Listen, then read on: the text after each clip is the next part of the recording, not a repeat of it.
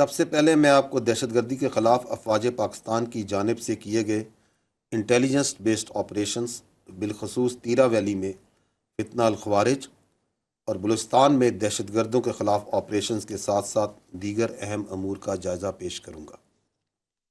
سب سے پہلے 2024 کے پہلے 8 ماہ میں کاؤنٹر ٹیررزم کی مد میں ہونے والے آپریشنز کا احاطہ کرتے ہیں۔ دہشت گردوں اور ان کے سہولت کاروں کے خلاف سیکورٹی فورسز اور قانون نافذ کرنے والے اداروں کی جانب سے اب تک رواں سال میں 32,173 مختلف نوعیت کے انٹیلیجنس بیسڈ آپریشنز کیے گئے ہیں، جن میں گزشتہ ایک ماہ کے دوران آپریشنز کی تعداد 4,021 ہے۔ گزشتہ ایک ماہ میں آپریشنز کے دوران 90 خوارج کو واصل جہنم کیا گیا۔ یہاں یہ بات قابل ذکر ہے کہ دہشت گردی کے اس ناسور سے نمٹنے کے لیے روزانہ کی بنیاد پر 130 سے زائد آپریشنز افواج پاکستان، انٹیلیجنس، پولیس اور دیگر قانون نافذ کرنے والے ادارے سر انجام دے رہے ہیں۔ سال 2024 کے گزشتہ 8 ماہ میں کاؤنٹر ٹیررزم کے آپریشنز کے دوران 193 بہادر افسران اور جوانان نے جام شہادت نوش کیا۔ پوری قوم ان بہادر سپوتوں اور ان کے لواحقین کو خراج تحسین پیش کرتی ہے۔ فتنہ خوارج اور دہشت گردی کے خلاف جنگ آخری خارجی اور دہشت گرد کے خاتمے تک جاری رہے گی انشاءاللہ۔ یہاں میں آپ کو انسداد دہشت گردی کے حوالے سے سیکورٹی فورسز کی جانب سے کیے جانے والے ایک اہم اور کامیاب آپریشن کی تفصیلات سے آگاہ کرنا ضروری سمجھتا ہوں۔ 20 اگست 2024 سے وادی تیرہ میں فتنہ الخوارج اور نام نہاد کالعدم تنظیم لشکر اسلام اور جماعت الاحرار کے خلاف کامیاب انٹیلیجنس بیسڈ آپریشنز کیے گئے۔ یہ انٹیلیجنس بیسڈ آپریشنز ٹھوس شواہد اور درست معلومات پر مبنی تھے، جس کے نتیجے میں فتنہ الخوارج کو بڑا دھچکا لگا۔ ان انٹیلیجنس بیسڈ آپریشنز میں سیکورٹی فورسز نے اب تک 37 خوارج کو جہنم واصل کیا، جبکہ 14 خوارج زخمی ہوئے۔ جہنم واصل ہونے والوں میں انتہائی مطلوب خارجی لیڈر ابو ذر عرف صدام بھی شامل تھا۔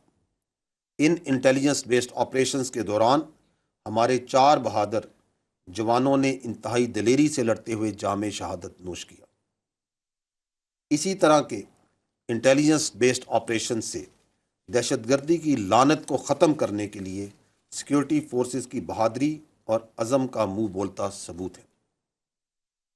خواتین و حضرات، جیسا کہ آپ کو معلوم ہے کہ 25-26 اگست کی رات دہشت گردوں نے بلوچستان میں متعدد گھنونی دہشت گردانہ کارروائیاں کی۔ یہ کارروائیاں اندرون اور بیرون ملک دشمنوں اور ان کے سہولت کاروں کی ایما پر کی گئی، جس کا مقصد معصوم اور بے گناہ افراد کو نشانہ بنا کر بلوچستان کے پرامن ماحول اور ترقی کو متاثر کرنا ہے۔ سیکورٹی فورسز اور قانون نافذ کرنے والے اداروں نے جوابی کارروائی کرتے ہوئے کلیئرنس آپریشنز کے ذریعے 21 دہشت گردوں کو جہنم واصل کیا۔ ان آپریشنز کے دوران عوام کی جان کی حفاظت کرتے ہوئے سیکورٹی فورسز اور قانون نافذ کرنے والے اداروں کے 14 سپوتوں نے جام شہادت نوش کیا۔ ہمیں معلوم ہے کہ بلوچستان کے عوام میں احساس محرومی اور ریاستی جبر کا ایک تاثر بھی پایا جاتا ہے، جس کو بیرونی ایما پر مخصوص عناصر ایکسپلائٹ کرتے ہیں۔ وہ اس لیے ایکسپلائٹ کرتے ہیں تاکہ بلوچستان میں ترقی اور عوام کی فلاح و بہبود کا جاری عمل خوف و ہراس کے ذریعے متاثر کیا جا سکے۔ جب دہشت گردوں کے خلاف کارروائیاں ہوں گی، جب ترقی نہیں ہوگی، تو اس سے احساس محرومی اور ریاستی دراندازی کا بیانیہ مزید بڑھے گا اور دہشت گردوں کے سرپرست ریاست کو مزید مورد الزام ٹھہرائیں گے اور اس گھنونے کھیل کو جاری رکھ سکیں گے۔ 25-26 اگست کی رات کو دہشت گردی کے جو واقعات ہوئے وہ اسی مذموم بیرونی ایما اور فنڈنگ پر کیے جانے والے جاری شدہ کھیل کا حصہ تھے۔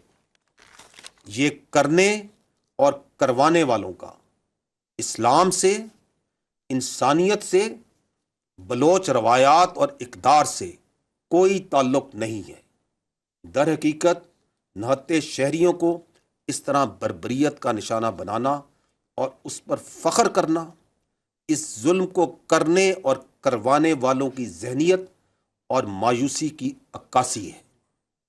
یہاں میں دہشت گردوں اور ان کے سہولت کاروں کو جو کسی بھی شکل میں موجود ہیں ان کو واضح پیغام دینا چاہتا ہوں کہ شہریوں کی جان و مال اور بلوچستان کی ترقی کے دشمنوں سے ریاست آنی ہاتھوں سے نمٹے گی اور ان ظالموں کو کیفر کردار تک پہنچایا جائے گا، اور اس ضمن میں جاری آپریشنز میں کارروائیاں کی جا رہی ہیں۔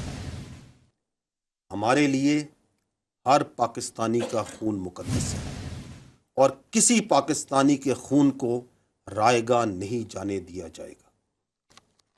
خواتین و حضرات، جیسا کہ آپ سب کے علم میں ہے اور میں اپنی گزشتہ پریس کانفرنسز میں اس بات کا ذکر بھی کرتا آ رہا ہوں کہ پاک فوج خود احتسابی کے عمل پر یقین رکھتی ہے۔ پاک فوج کا خود احتسابی کا نظام ایک انتہائی جامع، شفاف اور مضبوط عمل ہے جو کہ ٹائم ٹیسٹڈ ہے۔ یہ خود احتسابی کا عمل الزامات کی بجائے ٹھوس شواہد اور ثبوتوں کی بنیاد پر کام کرتا ہے۔ یہ بات اہم ہے کہ جب بھی فوج میں قائم قوانین اور ضابطوں کی خلاف ورزی ہوتی ہے تو یہ مضبوط خود احتسابی کا نظام بلا تفریق تیزی سے حرکت میں آتا ہے۔ 12 اگست 2024 کو ISPR کی جانب سے جاری کردہ اعلامیے میں لیفٹیننٹ جنرل ریٹائرڈ فیض حمید کے خلاف کورٹ مارشل کی کارروائی کے حوالے سے بتایا گیا تھا۔ لیفٹیننٹ جنرل ریٹائرڈ فیض حمید کیس کے حوالے سے اگر بات کی جائے تو ٹاپ سٹی کیس میں ریٹائرڈ آفیسر کے خلاف باضابطہ طور پر درخواست موصول ہوئی۔ پاک فوج کے نظام احتساب پر مکمل اعتماد رکھتے ہوئے یہ معاملہ منسٹری آف ڈیفنس کے ذریعے پاکستان فوج کو بھجوایا گیا۔ اپریل 2024 میں پاک فوج کی طرف سے ایک اعلیٰ سطح کی کورٹ آف انکوائری کا حکم دیا گیا تاکہ اس کیس کی مکمل تحقیقات کی جا سکیں۔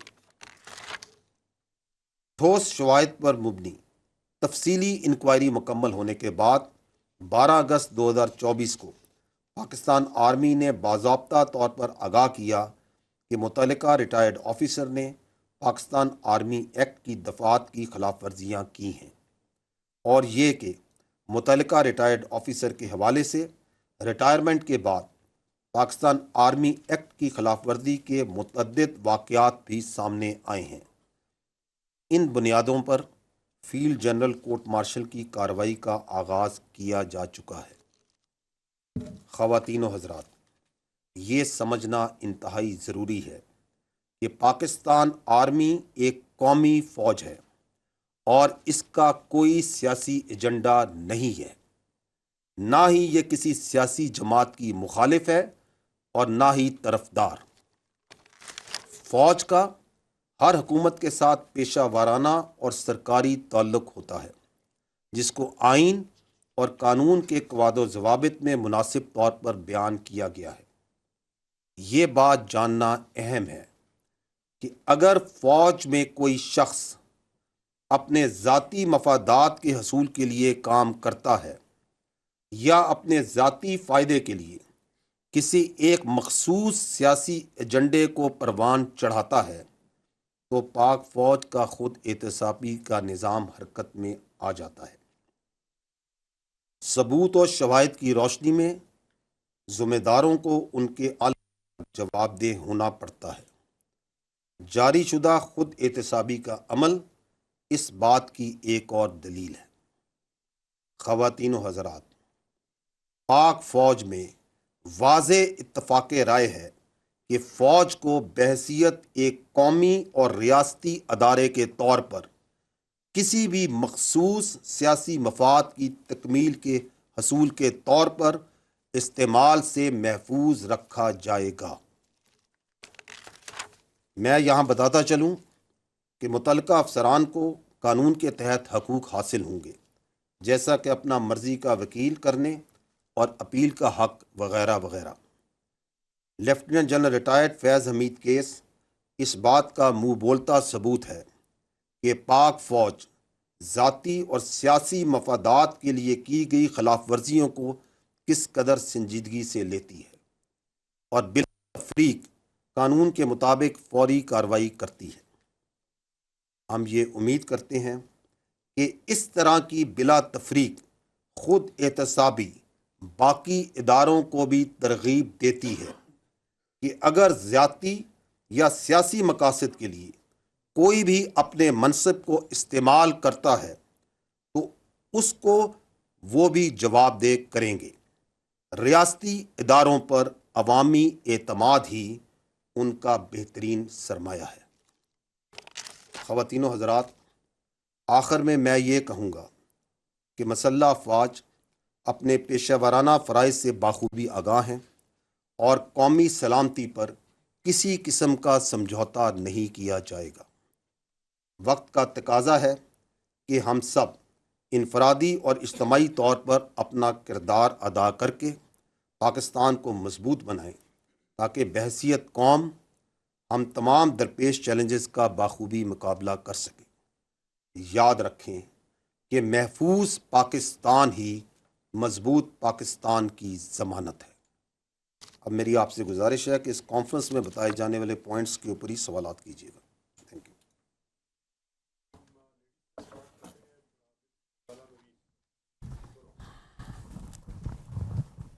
سر، غزالہ نورین، سنو نیوز سے۔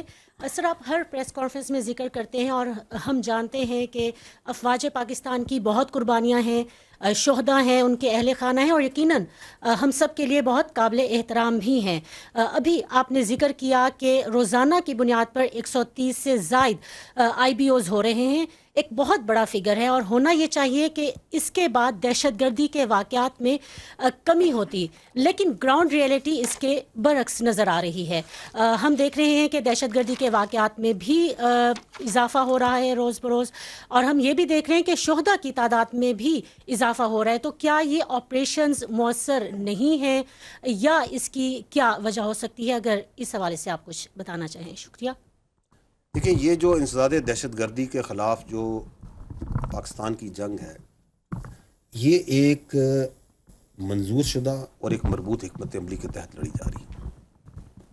مختلف سیاسی جماعتوں، سٹیک ہولڈرز اور تمام حکومتوں نے یہ جو حکمت عملی ہے اس کو مرتب کیا۔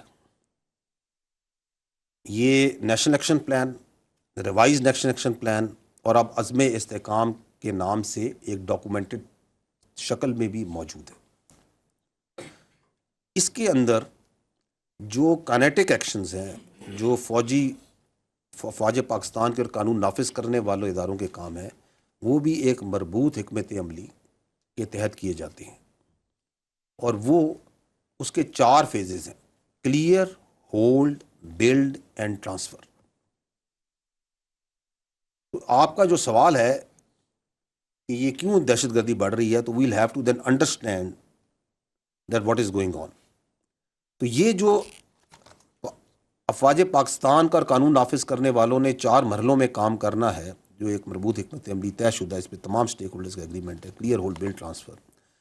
اس میں جو فوج کا کام ہے وہ ہے دہشت گردی سے علاقوں کو کلیئر کرنا اور ان کو عارضی طور پر ہولڈ کرنا، تاکہ وہاں پہ جو باقی سٹیک ہولڈرز ہیں، جو انتظامیہ ہے، وہ وہاں پہ اس کے لیے ایک سازگار ماحول پرووائڈ کیا جائے جس میں آ کے وہ سماجی اور معاشی منصوبے لگائے اور پھر اس علاقے کو کلی طور پہ ٹیک اوور کرے۔ اس میں جو فوج ہے اور قانون نافذ کرنے والے ادارے ہیں، انٹیلیجنس ایجنسیز ہیں، انہوں نے یہ 2 دہائیوں سے زیادہ جو دہشت گردی کی جنگ لڑ رہی ہے، اس میں 46,000 مربع کلومیٹر سے زیادہ علاقہ ہے جس کو دہشت گردوں سے کلیئر کروا چکی ہے۔ 46,000 کلومیٹر سے زیادہ مربع کلومیٹر زیادہ علاقہ ہے، اس کو کلیئر کرا چکی ہے۔ And that is why we always say that there is no go area in Pakistan. یہاں کوئی ایسا علاقہ نہیں جہاں پہ عملاً کوئی ایسا علاقہ جہاں پہ عملاً دہشت گردوں کی اجارہ داری ہو. تو جو کلیئر اور ہولڈ کے فیزز ہیں وہ تو مکمل ہو چکے ہیں. اور یہ جو آپ آپریشن ذکر کرتی ہیں 130 یہ انٹیلیجنس بیسڈ چھوٹے بڑے آپریشن جو تمام قانون نافذ کرنے والے ادارے میں پولیس بھی شامل ہیں اور اس کے اندر انٹیلیجنس ایجنسی بھی شامل ہیں, یہ کیے جاتے ہیں اسی کو مزید تقویت اور دوام دینے کے لیے. اب یہ جو بلڈ اور ٹرانسفر کا کام ہے, اس میں تمام سٹیک ہولڈرز کا یہ بھی ایگریمنٹ ہے کہ اس کو مکمل ہونے کی ضرورت ہے. اور اس میں جو لیڈ ہے that is with the local government and the provincial governments, کیونکہ اس میں آ کے انہوں نے وہاں پہ صحت کے, تعلیم کے, روزگار کے, سوشل اکنامک پروجیکٹس لانے ہیں تاکہ عوام کو جو سا ہے ایک روزمرہ کی زندگی میں مصروف کیا جائے. اس میں بھی میں اپنی پچھلی پریس کانفرنس میں بھی شاید میں نے ذکر کیا تھا کہ جو پاکستان فوج ہے وہ بڑھ چڑھ کر اس میں لوکل گورنمنٹس کی, پروونشل کی, نیشنل لیول پہ اس کی اعانت کرتی ہے. اور ملٹیپل پروجیکٹس جو سے ہیں تعلیم کے, صحت کے, روزگار کے, انفراسٹرکچر کے, وہاں پہ ان علاقوں میں کے پی کے اور بلوچستان میں پاک فوج کی جو یونٹس ہیں, فارمیشنز ہیں, وہ کرتی ہیں. ان کی ایک لمبی لسٹ ہے, وہ آپ لوگ سب آگاہ ہے اس سے اور عوام سے آگاہ ہے. لیکن یہ جو آپ کا کلیئر اور ہولڈ کے بعد چونکہ وہ بلڈ اور ٹرانسفر کا فیز مکمل نہیں ہو رہا, تو اس سے ہو یہ رہا ہے کہ حکومت کی جو اجارہ داری ہے اس کا جو انحصار ہے, مین انحصار, وہ فوجی آپریشنز پہ رہ گیا. ان علاقوں میں حکومت کی اجارہ داری کا ذریعہ یہ فوجی آپریشنز نہیں ہو سکتے خالی.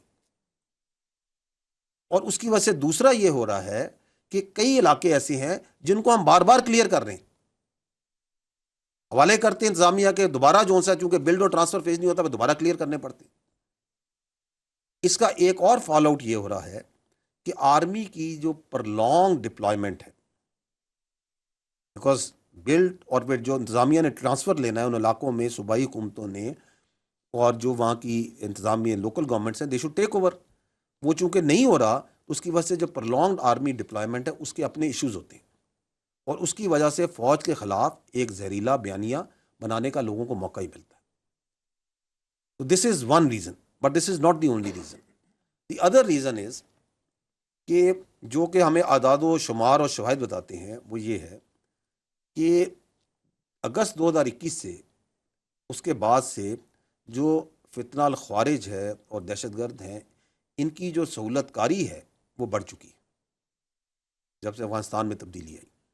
اور یہ سہولت کاری جو سی ہے, یہ چاہے ٹریننگ کیمپس کی شکل میں ہو, چاہے یہ لاجسٹک سپورٹ کی شکل میں ہو, چاہے یہ افغان شہریوں کا خود فتنہ الخوارج اور دہشت گردوں میں شامل ہونے کی شکل میں ہو, چاہے یہ خودکش بمباروں کی پروویژن کی شکل میں ہو, چاہے یہ جو چھوڑا ہوا امریکی اسلحہ ہے اس کی جدید اسلحے کی فراہمی کی شکل میں ہو, یہ بڑھ چکی ہے. اور اس سلسلے میں حکومت پاکستان افغان عبوری حکومت کے ساتھ رابطوں میں ہے. یہ اس برادر, یہ ہمارا پڑوسی اسلامی ملک ہے افغانستان, اور پاکستان نے ہمیشہ اس کا بڑھ چڑھ کے ساتھ دیا, اسپیشلی جب بھی وہاں پہ کوئی مشکلات آئیں. اور ہم یہ چاہتے ہیں کہ وہ اس برادر پڑوسی اسلامی ملک کو جس نے ہمیشہ اس کا ساتھ دیا ہے, اس کے اوپر خارجین کو قطعاً فوقیت نہ دے. اور یہ وہ خارجین جن کا نہ کوئی دین اسلام سے تعلق ہے, نہ ان کا کوئی انسانیت سے تعلق ہے, اور نہ ہی ان کا کوئی قبائلی اقدار اور رواج سے کوئی تعلق. حکومت پاکستان اور افغانستان کے درمیان بہت سی چیزوں میں رابطے ہیں, اچھے تعلقات ہیں, بہت سے معاملات پہ بات چیت چلتی ہے. اور جو لوگ یہ سمجھتے ہیں ان دو برادر پڑوسی اسلامی ممالک میں غلط فہمیاں پیدا کر کے رکھنے ڈال سکیں گے, وہ ان کو ہم صرف یہی کہیں گے کہ وہ خیالی دنیا میں رہتے ہیں. تیسری جو ایک وجہ ہے, یہ جو بڑھتی ہوئی دہشت گردی کی آپ نے بات کی, وہ میں بار بار اس فورم سے کہہ بھی چکا ہوں کہ جو فوج ہوتی ہے وہ دہشت گرد سے لڑتی ہے, قوم دہشت گردی سے لڑتی ہے. اسی لیے حکومت نے یہ جو ریوائز نیشنل ایکشن پلان کی ایک نئی شکل جو حکمت عملی کی عزم استحکام کے نام سے تمام سٹیک ہولڈر کے ساتھ بیٹھ کے پیش کی، اس کا مقصد کیا ہے؟ اس کا مقصد یہی ہے کہ جو وہ نان کائنیٹک ایکشنز ہیں which are essential to defeat terrorism in totality, ان پہ عمل کیا جائے، جس میں لیڈ باقی سٹیک ہولڈرز کی ہے۔ اگر ان میں سے 3 سب سے اہم جو ایکشنز ہیں وہ کیا ہیں؟ وہ ہے کہ پاکستان کے کرمنل جسٹس سسٹم کو مضبوط کیا جائے، ٹیرر کرائم نیکسس کو توڑا جائے، جو دہشت گرد ہیں اور جو کرمنل مافیاز کا آپس میں نیکسس بنا ہوا ہے اس کو توڑا جائے، اور تیسرا کہ پوری قوم یک زبان ہو کر دہشت گردی اور شدت پسندی کے خلاف ایک بیانیے پر کھڑی ہو۔ تو اس میں لیڈ جون سی ہے ان نان کائنیٹک ایکشنز میں بھی باقی سٹیک ہولڈرز کی سیاست کی ہے، ہم ان کی ہمیشہ کی طرح بھرپور آنت اور معاونت کرتے رہیں گے۔ تو ان نٹشل جو آپ نے بات کی، اور بالکل آپ کا جنون سوال ہے کہ اتنے آپریشنز ہو رہے ہیں کیوں ہو رہے ہیں، تو میں آپ کو یہ بتانا چاہ رہا ہوں کہ اٹ از بیکاز کہ کلیئر اینڈ ہولڈ مکمل ہو چکا ہے، بلڈ اینڈ ٹرانسفر کا انتظار ہے اور بڑے عرصے سے انتظار ہے۔ کراس بارڈر فیسیلیٹیشن ایک پرابلم ہے جس کو ایڈریس کیا جا رہا ہے اور جس کے لیے بہت سی بات چیت کی جا رہی ہے اور ایکشن۔ اینڈ تھرڈلی یہ نان کائنیٹک ایکشنز جو ہیں which are part of national action plan, revised national action plan, عزم استحکام in which the lead is with the non-kinetic partners of this campaign، یہ جو انسداد دہشت گردی کی ہے، this must be done. So that is what is the reason. Thank you sir. Sir میں آپ سے یہ جاننا چاہوں گی کہ جس طرح ابھی آپ نے اپنے بریف میں بھی بتایا اور ابھی اس سوال کے جواب میں بھی کہ دہشت گردی کے حوالے سے افواج پاکستان آپریشن جو ہے اس کو رن کر رہے ہیں، لیکن مسئلہ یہ ہے کہ پاکستان کے اندر معاشی صورتحال آئے روز خراب ہوتی جا رہی ہے، اور معاشی اشاریے نہ صرف منفی میں جا رہے ہیں بلکہ ایک عام آدمی کی جو زندگی ہے وہ اتنی کٹھن ہو چکی ہے کہ اس کے لیے بجلی کے بل ادا کرنا یا روزمرہ کے جو اس کے امور ہیں اس کو چلانا بالکل ناممکن ہوتا جا رہا ہے۔ تو افواج پاکستان باقی چیزوں میں حکومت پاکستان کے ساتھ آن بورڈ ہے، تو کیا اس حوالے سے بھی آپ کو کچھ ادراک ہے کہ یہ بھی ملکی سلامتی کو لاحق خطرات میں سے ایک خطرہ ہے کہ معاشی صورتحال اگر مزید خراب ہوگی تو ظاہر ہے ملک کے اندر لا اینڈ آرڈر کی سچویشن بھی کریٹ ہو سکتی ہے؟ اس حوالے سے آپ کیا کہیں گے؟ Thank you. میں اس کا جواب دوں گا تو آپ کہیں گے آپ معیشت پہ فوج بات کرتی ہے۔ I'll have to tread here in the domain جہاں پہ آپ نے سوال کیا، جہاں فوج کی بات کرتے ہیں۔ دیکھیں I'll try to answer what is in your mind کہ آپ یہ کہہ رہی ہیں کہ معیشت کی، کیا آپ یہ پوچھ رہی ہیں آپ کو پرابلم نہیں ہے، معیشت نہیں نظر آ رہی ہے آپ کو؟ دیکھیں یہ پاکستان جو فوج ہے، اس کے جو جوان ہیں، یہ خود اس پاکستان کے متوسط اور نچلے طبقوں سے آتے ہیں۔ عمومی طور پہ جو ایلیٹ اشرافیہ یا امیر طبقوں سے تو یہ فوج کے جوان اور افسر نہیں آتے۔ تو ہمیں بخوبی احساس ہے، ہمیں ادراک ہے، بالکل احساس۔ اور دوسری بات یہ ہے کہ اس سے ہم جس طرح پاکستان کے عوام ہیں، ہم بھی اس پہ اسی طرح نبرد آزما ہوتے ہیں جس طرح باقی آپ لوگ نبرد آزما اور پاکستان کے عوام نبرد آزما ہوتے ہیں۔ But I will not talk here on the individual level, let me try to give you a perspective کہ اداراتی طور پہ کیا ہو رہا ہے، کیونکہ آپ کہہ رہی ہیں کہ معیشت کا آپ کو احساس ہے اور یا نہیں ہے۔ دیکھیں 2022-23 میں ہمارا جو دفاعی بجٹ تھا پاکستان کا، وہ جی ڈی پی کا 1.9% تھا۔ یہ جو رواں سال ہے، اگلا سال 23-24، اس میں ہر سال ہمیشہ مہنگائی بڑھتی ہے نا، اس میں لیکن جو ہمارا دفاعی بجٹ ہے وہ گھٹ کے 1.7% ہے۔ تو we are self the defence forces of Pakistan have reduced their expenditures.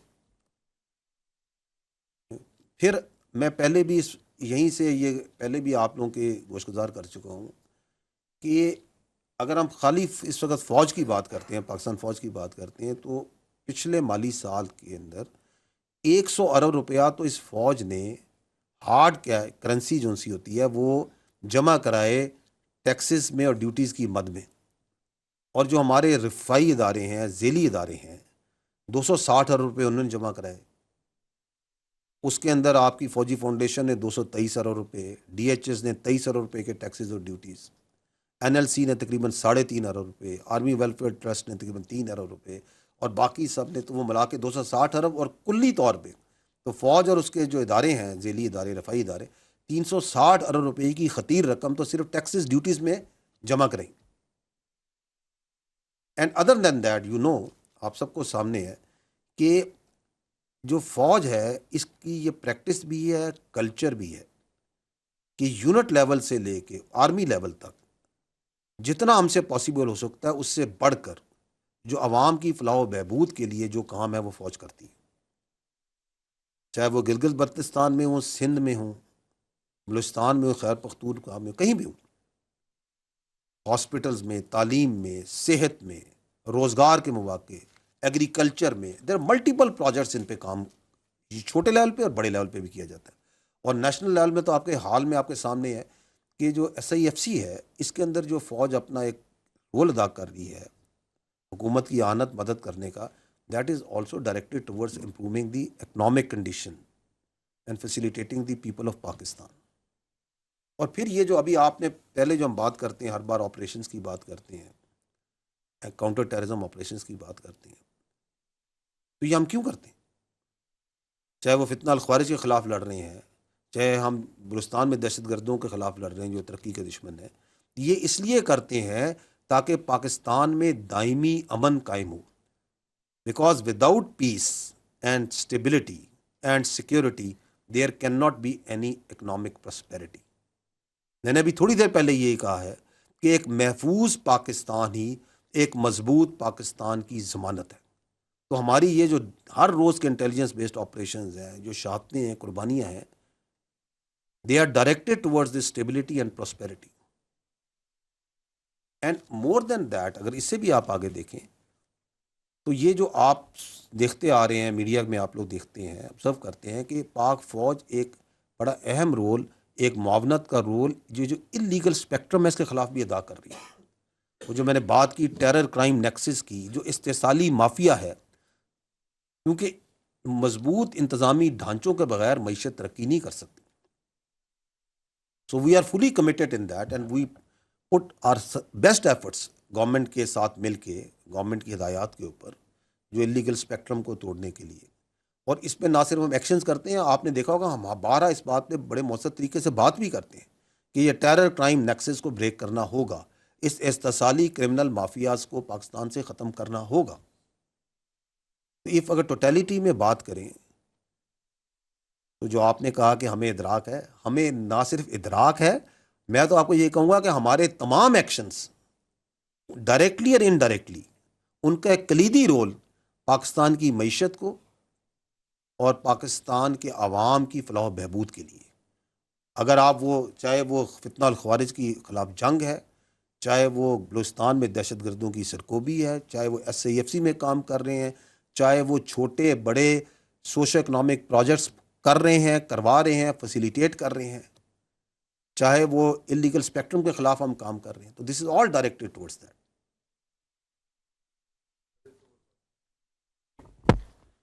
سر میرا نام جاوید سمرو ہے, ہم نیوز سے تعلق ہے میرا. سر میرا کوشچن جو ابھی آپ نے اپنی بریفنگ میں جنرل فیض حمید کے بارے میں بتایا کہ ان کی جس طرح سے بھی ایک قانونی طور پر ان کے ساتھ جو فیس کیا جا رہا ہے وہ کر رہے ہیں, میرا اس سے کوشچن ریلیٹڈ یہ ہے کہ جب جنرل فیض حمید کو DGI بنایا گیا تھا تو ان سے پہلے جنرل نوید مختار تھے, پھر جنرل باجوہ کا بھی ایک اہم عہدے پر آ کر فائز ہوئے. تو آپ نہیں یہ سمجھتے کہ جب جنرل فیض حمید کو لایا جا رہا تھا تو ان کی اندازہ نہیں تھا کہ وہ اس طرح سے ایک سیاسی جماعت کے ساتھ جا کے سمپتھیز لیں گے, ان کے ساتھ ان کے قریب جا کر ان کو بہت زیادہ ان کو فیور کریں گے. تو آپ کیا سمجھتے ہیں کہ ان کے جو یہاں تک لانے پر, اس عہدے تک لانے پر, ان دونوں شخصیات کے کردار کو آپ کس نظر سے دیکھتے ہیں, جیسے جنرل باجوہ صاحب ہیں اور جنرل نوید مختار صاحب ہیں؟ دیکھیں یہ ISI کا جو ڈائریکٹ باس ہوتا ہے وہ کون ہوتا ہے؟ منسٹر ہوتا ہے. تو آپ نے اس وقت کے وزیر اعظم کا تو ذکر نہیں کیا. پوائنٹ از کہ یہ جو اپنا, میں پہلے بھی کہہ چکا ہوں کہ جو ہمارا جو احتساب کا عمل ہے نا وہ بالکل شفاف ہے, سخت ہے, کڑا ہے, but it does not work on allegations. وہ ثبوت و شواہد پہ کام کرتا ہے. یہ نہیں کہ الزامات پہ کام کرتا ہے، وہ ثبوت و شواہد ہوتے کے اوپر کام کرتا ہے. پہلی بات تو یہ. دوسری بات یہ ہے اس میں اگر کوئی بھی فرد چاہے وہ کسی بھی عہدے پر ہو، کسی بھی رینک پر ہو، اگر وہ قواعد و ضوابط اور قانون کے باہر جاتا ہے تو فوج کا جو سسٹم ہے سیلف اکاؤنٹیبلٹی کا اور باقی جو ڈسپلن کا سسٹم ہے یہ اس کو واپس قانون کے قاعدے میں لے کے آتا ہے. اور یہ ابھی آپ دیکھ بھی رہے ہیں یہ جو کارروائی ہو رہی ہے، this is a exactly what has happened کہ کوئی باہر گیا تو واپس اسے لے کے آیا. یہ جو اپنا اس پرٹیکولر کیس کے اندر جو اپنی ذاتی حیثیت میں ذاتی فائدے حاصل کرنے کے لیے جو کام کیے گئے ان کے جو ثبوت اور شواہد ہیں وہ آپ کی جو انکوائری ہے اس کے سامنے ہے.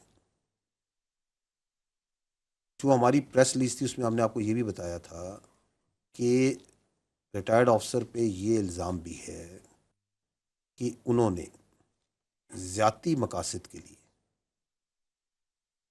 مخصوص سیاسی عناصر کے اعماء پر قانون کی اور آئینی حدود و حدود سے تجاوز کیا. جو آپ بات کر رہے ہیں اگر کوئی شخص اپنے ذاتی حیثیت میں اپنے ذاتی فائدے کے لیے کوئی غیر قانونی کام کرتا ہے تو بغیر ثبوت اور شواہد کے اس کو کسی اور شخص سے منسلک کرنا مناسب نہیں ہے. تو یہ جو ایک آن گوئنگ جو ایکٹیویٹی ہے جو لیفٹیننٹ جنرل ریٹائرڈ فیاض حمید کا جو فل جنرل کورٹ مارشل کا کیس ہے یہ ایک سبجوڈس میٹر بھی ہے. اس کے اپنے قانونی تقاضے ہوتے ہیں سبجوڈس میٹر کے. اس میں جو ضروری تفصیلات سمجھی جائیں گی آگے بھی جو آئیں گی وہ وقتاً فوقتاً سے پھر آپ کو آگاہ کیا جائے گا.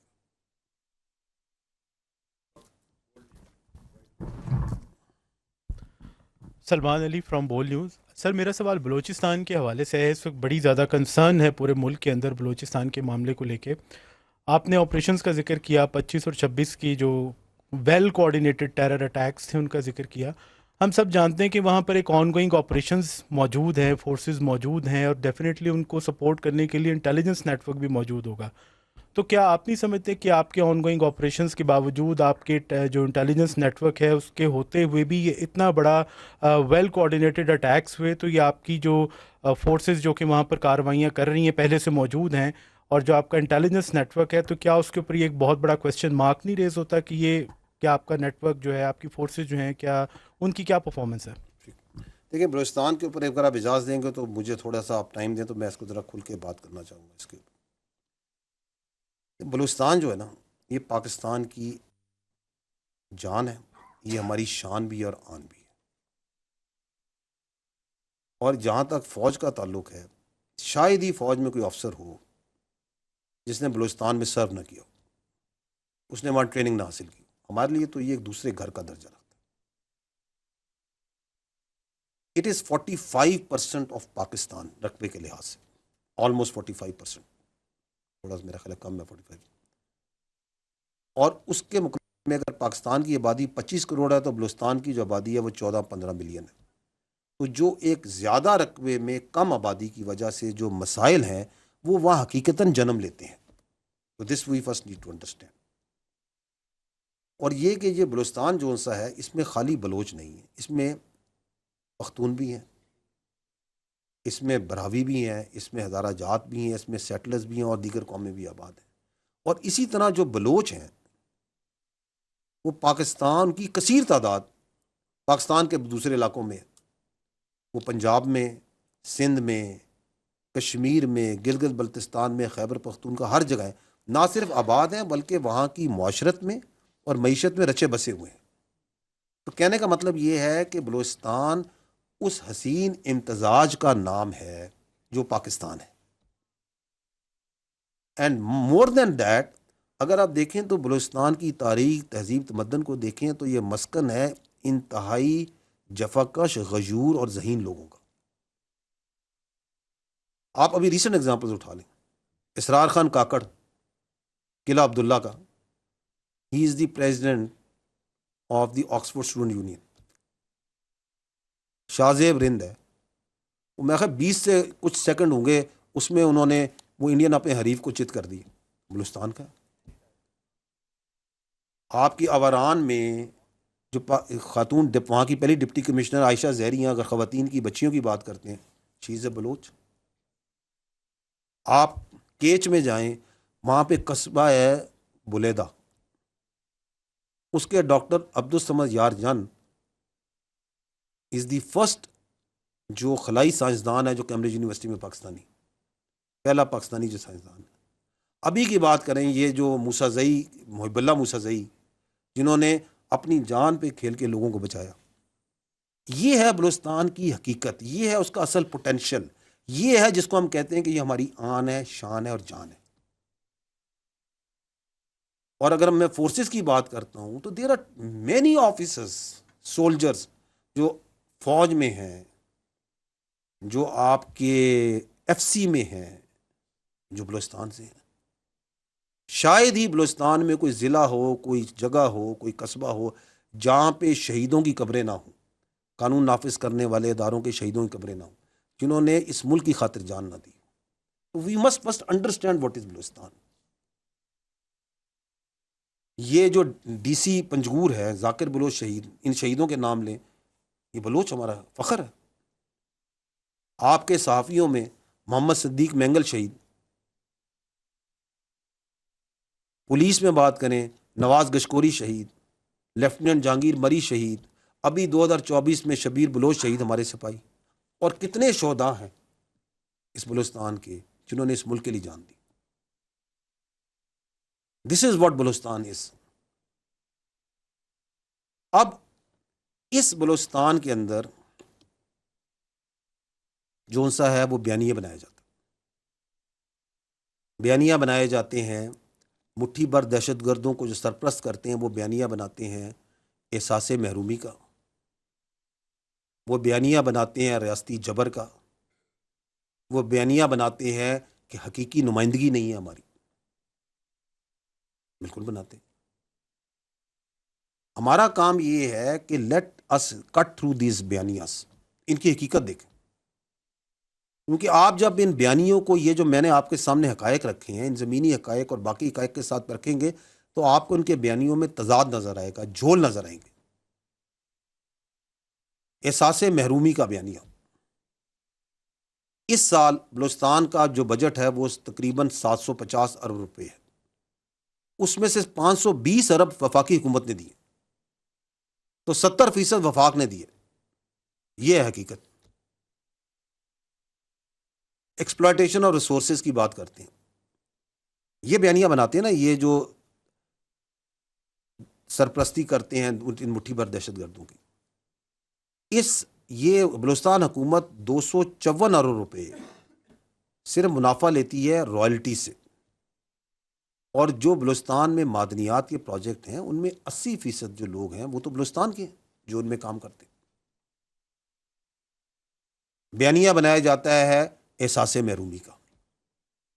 1947 میں پورے بلوچستان میں 375 کلومیٹر کے قریب سڑکیں تھیں، آج 25,000 کلومیٹر سڑک ہے، 8 قومی شاہراہیں ہیں. تعلیم کی بات کریں، اس وقت تقریباً 73,000 بلوچستان کا بچہ fully funded, partially funded scholarships پہ پاکستان میں اور بیرون پاکستان بھی تعلیم حاصل کر رہے ہیں. بلوچستان میں جو ٹیکنیکل ٹریننگ انسٹیٹیوٹس ہیں وہ زیادہ ہیں as compared to many other provinces. وہاں پہ 13 فل فلیش کیڈٹ کالجز ہیں، ملٹیپل ریزیڈینشل کالجز ہیں، یونیورسٹیز ہیں. انفراسٹرکچر بڑے پروجیکٹس کی بات کریں تو بلوچستان میں سی پیک ہے، گوادر ایئرپورٹ ہے، آغاز حقوق بلوچستان کے پروجیکٹس، خوشحال بلوچستان کے پروجیکٹس، 100 جو ڈیمز کے پروجیکٹس، سولرائز ٹیوب ویلز، کچی canal, date processing plants Panjgur میں، اینڈ ملٹیپل پروجیکٹس جو وفاقی حکومت، صوبائی حکومتیں، ریاستی ادارے بلوچستان میں کرتے ہیں، کر رہے ہیں، کرتے آ رہے ہیں اور کرتے رہیں گے. تو یہ ہے حقیقت اس احساس محرومی کی، بیانیے کی. پاکستان، ہم مانتے ہیں کہ پاکستان ایک ترقی پذیر ملک ہے، پاکستان کے اپنے لارجر اکنامک ایشوز ہیں، لیکن جو ہمارے وسائل ہیں اس میں بلوچستان کو خصوصی فوقیت حاصل ہے اور رہے گی۔ وہاں پہ ہم مانتے ہیں کہ وہاں پہ معاشی اور معاشرتی ترقی کا بہت سکوپ ہے، لیکن وہ ہو رہی ہے اور ہوتی رہے گی۔ ہم یہ بھی جانتے ہیں کہ بالکل جیسے میں نے پہلے عرض کیا کہ ایک بڑا رقبہ ہے، کم آبادی ہے، تو وسائل زیادہ چاہیے، لیکن یہ تو کسی کو حق نہیں ملتا کہ اس کو ایک نیگیٹولی ایکسپلائٹ کرے، لوگوں کی ذہن سازی اس پہ کرے۔ اب آپ دیکھیں یہ جو بیانیہ بنتا ہے کہ جی ہماری حقیقی نمائندگی نہیں ہے، میں یہ آپ سے سوال کرتا ہوں کہ آپ یہ بتائیں کہ بلوچستان میں کون سا سیاسی نظام ہے؟ وہی سیاسی نظام ہے جو باقی صوبوں میں ہے، جو پاکستان میں کوئی ڈفرینٹ ہے وہاں پہ نمائندگی دینے کا نظام؟ It is the same. تمام جو سیاسی پارٹیاں ہیں چاہے وہ قومی لیول کی ہوں یا نچلے صوبے کے لیول پہ بھی ہوں، وہ بلوچستان کی سیاست میں بھرپور حصہ لیتی ہیں۔ مختلف اودار میں ان تمام سیاسی پارٹیاں کسی نہ کسی وقت میں بلوچستان کی حکومت کا اور نیشنل لیول کی گورنمنٹ کی، فیڈرل کی گورنمنٹ لیول کی گورنمنٹ کا پارٹ رہی ہیں۔ ان 17 کے قریب جو بلوچستان کے چیف منسٹر ہیں، آپ شاید جانتے ہوں گے، وہ 17 کے 17 جو سے ہیں وہ بلوچ ہیں، اور احساس یعنی کہ نمائندگی نہ ہونے کا، محرومی ہونے کا بیانیہ بنایا جاتا ہے۔ فیڈرل لیول پہ آئیں آپ تو بلوچستان سے ملک کے وزیر اعظم رہے ہیں، جو آپ کے چیف جسٹس آف پاکستان ہیں، عدلیہ میں، فوج میں، بیوروکریسی میں اعلیٰ عہدوں پر ایک بڑی اچھی تعداد بلوچستان کے لوگوں کی ہے، اور ہمیشہ سے رہی ہے اور آگے بھی رہے گی۔ آپ پولیٹیکل پوزیشن میں چلے جائیں، ہمیشہ سے رہی ہے۔ تو پھر پرابلم کیا ہے؟ پرابلم یہ ہے کہ یہ جو بیانیے بنائے جاتے ہیں اس کے پیچھے ایک بیرونی حکمت عملی ہے، ایک سوچ ہے، اس کو فنڈنگ بھی آتی ہے، اس کو انٹلیکچوئل سپورٹ بھی وہاں سے ملتی ہے اور باقی سپورٹ بھی دی جاتی ہے کہ آپ یہ بیانیہ بنائیں احساس محرومی کا، آپ یہ بیانیہ بنائیں نمائندگی نہ ہونے کا، اور پھر وہ انکلوژن کام کرتے ہیں یہ جو دہشت گرد ہیں ان کے ساتھ۔ آپ کبھی ٹارگیٹنگ دیکھیں، دہشت گرد ٹارگیٹ کس کو کرتے ہیں؟ They target everything which helps the development of Balochistan. وہ جو مزدور روڈ پہ کام کر رہا ہے اس کو بھی ٹارگیٹ کریں گے، انجینئرز کو۔ وہ ابھی آپ کے سامنے 25-26 رات کو جو ہوا، جو آپ نے ذکر کیا، میں آپ سے پوچھتا ہوں کہ جو کولپور پہ ریلوے کا برج تھا اسے بارود سے انہوں نے کیوں اڑایا؟ کیا وہ کوئی فوجی ٹارگیٹ تھا؟ وہ اس لیے اڑایا تاکہ بلوچستان کی جو اکنامک ہارڈ شپ ہو لوگوں کو، وہاں کے لوگوں کو سوشل ہارڈ شپ ہو، لوگوں کو تکلیف ہو، بلوچستان کے لوگوں کو تکلیف ہوگی نا، اس کی اکانومی متاثر ہوگی، تاکہ یہ جو مصنوعی بیانیہ بنایا جاتا ہے احساس محرومی کا، اس کو مزید دوام ملے۔ جو بچے، جو لوگ، جو جوان بلوچستان کی معیشت میں حصہ لینے کے لیے دوسرے صوبوں سے، دوسرے شہروں میں کے کام کرتے ہیں، ان کو کیوں بربریت کا نشانہ بنایا جاتا ہے؟ تاکہ بلوچستان کے اندر اکنامک ایکٹیویٹی متاثر ہو، احساس محرومی کا بیانیہ مزید چلایا جائے۔ یہ ہے جو میں نے پہلے بات کی، ایک گھنونا کھیل جو کہ بیرونی حکمت عملی اس سوچ اور فنڈنگ اور سپورٹ کے بغیر نہیں ہو رہا، اس کے ساتھ ہو رہا ہے۔ اور جب یہ آتے ہیں، جو آپ بات کر رہے ہیں انٹیلیجنس بیسڈ آپریشنز، اور جو ہم کر رہے ہیں، جب یہ ان کا فوج سے ٹکراؤ ہوتا ہے، تو ابھی آپ کے سامنے ہے، یہ گوادر میں انہوں نے حملہ کرنے کی کوشش کی تھی، یہ نیول بیس جو ہے آپ کی تربت میں، اس پہ گئے تھے، تو کس طرح ان کی لاشیں گری تھی، کس طرح جہنم واصل ہوتے ہیں، اور کیسے ہم جا کے اس بہت بڑے وسیع ایریے میں ان کی کمین گاؤں پہ جا کے ان کو ہنٹ کرتے ہیں۔ تو پھر یہ جاتے ہیں دوڑ کے یہ سافٹ ٹارگٹس کہ معصوم شہریوں کو بسوں سے اتار کے اپنی بربریت کا نشانہ بناؤ۔ یہ کون سا اسلام ہے؟ یہ کون سی انسانیت ہے, یہ کون سی بلوچ اقدار ہیں, یہ کون سی وہ اعلیٰ اسٹریٹجی ہے جس کی کوئی دنیا میں تعریف کرے کہ ہاں یار یہ بڑا اچھا کام کر رہے ہیں آپ. یہ ان کی مایوسی ہے, یہ ان کی اور ان کے پیچھے جو سرپرست ہیں ان کی جو ظالمانہ سوچ اور ذہنیت ہے اس کی عکاسی ہے. ہم کہتے ہیں اگر اتنی ہمت ہے تو آؤ ہم سے مقابلہ کرو. کیوں ان معصوم اور نقطے شہریوں پہ جاتے ہو؟ Come and fight with us. ہم تو ان کو ہنٹ کر رہے ہیں.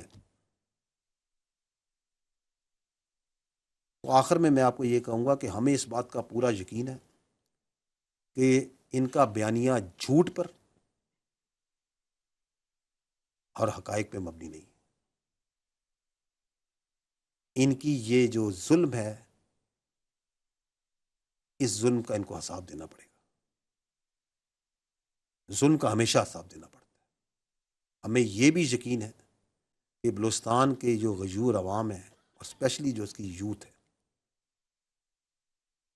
دے انڈرسٹینڈ ویری ویل کہ ایکچولی بلوچستان میں ان کے گھروں کی, ان کے قصبوں کی, ان کے صوبے کی, ان کے ملک کی ترقی کا, ان کی خوشحالی کا دشمن کون ہے. They understand and they stand with the state.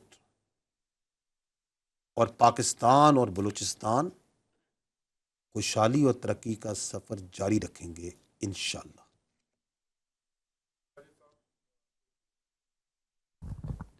صدیق ساجد جی, ایک نیوز سے ابھی آپ نے فوج کے اندر خود احتسابی کی بات کی اور جنرل ریٹائرڈ فیض حمید کے کورٹ مارشل کی, تو جیسے جیسے کورٹ مارشل کی پروسیڈنگ آگے بڑھ رہی ہے, جو تحریک انصاف کے رہنما ہیں وہ ان خدشات کا اظہار کر رہے ہیں کہ جو بانی پی ٹی آئی ہیں ان کو فوجی تحویل میں لیا جا سکتا ہے یا ان کے خلاف بھی فوجی جو ملٹری ایکٹ ہے اس کے تحت کارروائی ہو سکتی ہے. اس پر کیا کہیں گے؟ دیکھیں, میں نے آپ کو پہلے عرض کیا کہ ایک سبجوڈس میٹر ہے اور آپ کا سوال ہائپوتھیٹیکل بھی ہے, لیکن میں آپ کو یہ ضرور کہوں گا کہ فوجی قانون کے مطابق کوئی بھی شخص اگر کسی فرد کو یا افراد کو جو آرمی ایکٹ کے تابع ہوں ان کو اپنے ذاتی یا سیاسی مقاصد کے لیے استعمال کرے اور اس کے ثبوت اور شواہد موجود ہوں تو قانون اپنا راستہ خود بنا لے گا.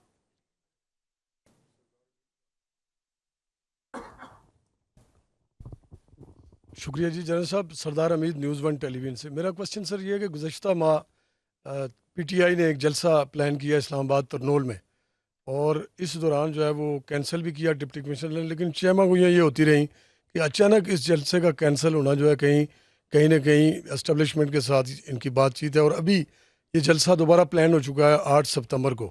تو اب بھی مارکیٹس کے اندر اور باہر یہ خبریں گردش کر رہی ہیں کہ شاید بیک ڈور چینل کے اوپر پی ٹی آئی کی قیادت سے یا کسی ان کے رہنماؤں سے کوئی بات چیت ہو رہی ہے. اس پہ ذرا وضاحت کر دیں کہ یہ چیمہ گوئیاں کیوں ہو رہی ہیں سر؟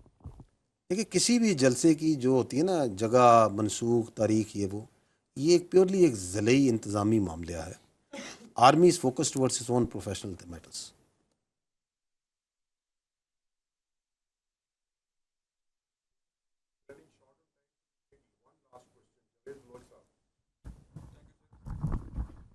سر, جاوید بلوچ, نیوز سے. سر میرا کوشچن جنرل فیض سے متعلق ہے کہ آلموسٹ 3 ویکس ہو گئے ہیں انہیں گرفتار ہوئے, اور پھر جنرل کورٹ مارشل کی کارروائی بھی ہو رہی ہے. اس کے بعد سے خبر آتی ہے کہ 2 بریگیڈیئرز اور ایک کرنل بھی گرفتار ہوئے.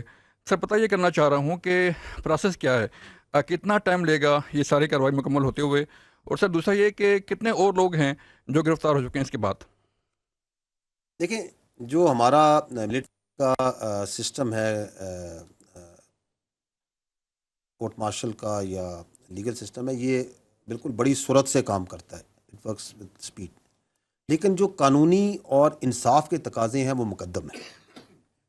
تو جس کا بھی کورٹ مارشل ہوتا ہے اس کو فیئر ٹرائل کے, اس کو وکیل کرنے کے, گواہ پیش کرنے کے, جرا کرنے کے, ثبوت پیش کرنے کے اور اپیل کرنے کا تمام حق حاصل ہوتے ہیں. اس لیے اس پہ کوئی حتمی ٹائم فریم نہیں رکھا جا سکتا. اور جہاں تک آپ نے بات کی ہے کہ اور کتنے لوگ گرفتار ہوئے ہیں, تو میں آپ کو پہلے بھی عرض کی کہ یہ ایک سب جوڈس میٹر ہے. ایک آن گوئنگ قانونی کیس ہے، ٹھیک ہے نا، اور اس میں جو ضروری جزیات اور تفصیلات ہوں گی جو مناسب ہوں گی وہ آپ کو بتائی ضرور جائیں گی.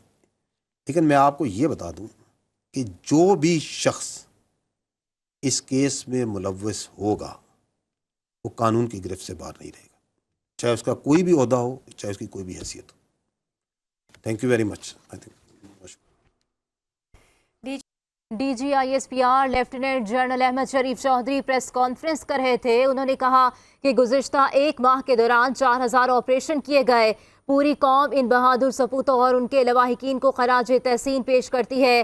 انہوں نے کہا کہ فتنہ الخوارج کے خلاف جنگ آخری خارجی کے خاتمے تک جاری رہے گی. دہشت گردی کے ناسور سے نمٹنے کے لیے روزانہ 130 آپریشن کیے جا رہے ہیں. مزید انہوں نے کہا کہ جماعت الاحرار کے خلاف انٹیلیجنس بیسڈ آپریشن کیے گئے. انتہائی مطلوب خارجی لیڈر ابو ذر عرف صدام بھی مارا گیا. انہوں نے کہا کہ ہمیں معلوم ہے کہ بلوچستان میں احساس محرومی کا تاثر دیا جاتا ہے. سیکیورٹی فورسز نے بلوچستان میں 21 دہشت گردوں کو ہلاک کیا. 25 اور 26 اگست کی درمیانی رات بلوچستان میں دہشت گردی کی کارروائیاں کی گئیں. فوج کو ہمیشہ قومی ریاستی ادارے کے طور پر کسی بھی سیاسی یا ذاتی مفاد کے لیے استعمال نہیں ہونے دیا جائے گا.